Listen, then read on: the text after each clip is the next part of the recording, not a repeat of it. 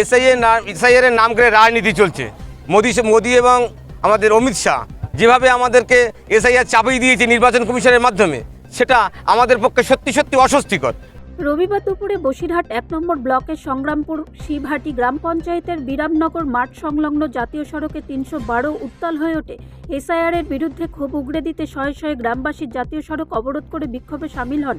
অভিযোগ শুনানির নামে দিনের পর দিন সাধারণ মানুষকে ডেকে এনে নির্বাচন কমিশনারের তরফে অকারণে হেনস্থা করা হচ্ছে। এই পরিস্থিতির প্রতিবাদে পথে নামেন গ্রামবাসীরা। বিক্ষোভ চলাকালীন জাতীয় সড়কের ওপরে রাস্তার গুঁড়ি ফেলে এবং টায়ার জ্বালিয়ে অবরোধ তৈরি করা হয়।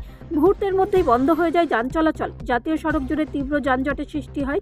একাধিক পণ্যবাহী লরি, টোটো, অটো, বিভিন্ন রুটের বাস দীর্ঘক্ষণ দাঁড়িয়ে পড়ে। আটকে পড়েন নিত্যযাত্রী থেকে শুরু করে পণ্য পরিবহনের সঙ্গে যুক্ত বহু মানুষ। বিক্ষোভকারীদের দাবি, এসআইআরের শুনানির নামে যে পদ্ধতিতে মানুষকে ডেকে পাঠানো হচ্ছে তা সম্পূর্ণ অযৌক্তিক ও হয়রানিমূলক। কোনো স্পষ্ট কারণ ছাড়াই বরাবর হাজিরা দিতে বাধ্য করা হচ্ছে সাধারণ গ্রামবাসীদের। ফলে কাজকর্ম ছেড়ে দিনের পর দিন অফিস কাছারি করতে গিয়ে আর্থিক ক্ষতির মুখে পড়ছেন তারা। এই অবস্থার অবসান না হলে আন্দোলন আরও বৃহত্তর হবে বলে হুঁশিয়ারি দেন বিক্ষোভকারীরা। ঘটনার খবর পেয়ে প্রশাসনের আধিকারিকরা ঘটনাস্থলে পৌঁছান। অবরোধ তুলে নেওয়ার জন্য বিক্ষোভকারীদের সঙ্গে কথা বলেন তারা। পরিস্থিতি নিয়ন্ত্রণে আনতে মোতায়েন করা হয় পুলিশ বাহিনী। যদিও দীর্ঘ সময় ধরে অবরোধ চলার জেরে জাতীয় সড়কে যানজটের পরিস্থিতি স্বাভাবিক হতে সময় লাগে।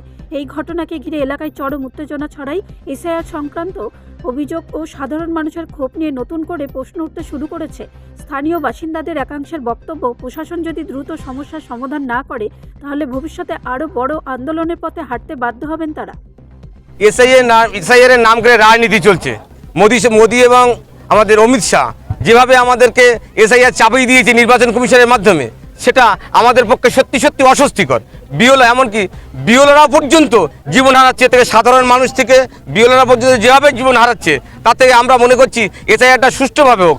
মানে ভোটের পরে ২৬শে ভোটের পরে মানে দীর্ঘ সময় ধরে এসআইআরটাই হোক। সঠিক যে ব্যক্তি সে আমাদের মানে ভোটার তালিকায় নাম থাক, যারা আমাদের ভোটার তালিকায় সত্যি সত্যি অবৈধ ভোটার আছে তারা বাদ যাক, আমাদের তাতে কোনো আপত্তি নাই।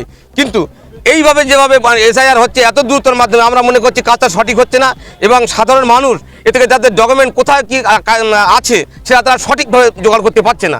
এত স্বল্প দিনের মধ্যে তাদের পক্ষে সম্ভব না এত মানে নথিপত্র জোগাড় করা। তাই যাতে করে আমরা আন্দোলন করছি যাতে এটা বন্ধ হয়। আপাতত 2026-এ ঠান্ডা মাথায় যাতে দীর্ঘদিন মেয়াদীভাবে যাতে সুষ্ঠুভাবে এসআইআর হয় এবং সঠিক ব্যক্তিরা মানে ভোটার তালিকায় নাম থাকে, তার জন্য আমরা এই আন্দোলন করছি।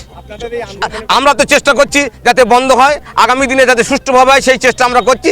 বাকিটা নির্বাচন কমিশনের দয়ার উপর নির্ভর করবে, তবে আমরা চেষ্টা করব বন্ধ করার। প্রচুর হয়রানি শিকারী হচ্ছে যে সাধারণ মানুষ যারা বাইরে কাজে আছে, তা আজকে বলা হচ্ছে তাদের লিস্টে নাম উঠবে, কালকে বলা হচ্ছে না তাদের এমনকি মাধ্যমিক অ্যাডমিট পর্যন্ত তারা কাজে লাগাতে পারছে না, সেটাও তাদের বলা হচ্ছে ওই অবৈধ। দেখা যাচ্ছে রামচন্দ্র পাল, সেখানে আছে রামপাল, সেটা দেখা যাচ্ছে এখন বাদ যাচ্ছে। কি খবর, নামের সঙ্গে মিল নেই। মানে নজরুল ইসলাম গাজী এখন দেখা যাচ্ছে কি নজরুল গাজী আছে, সেটাও কি আমরা এক করতে পারছি না। এই জন্য সত্যি সত্যি আমরা চক্রান্তের শিকার হচ্ছি আমরা মনে করছি।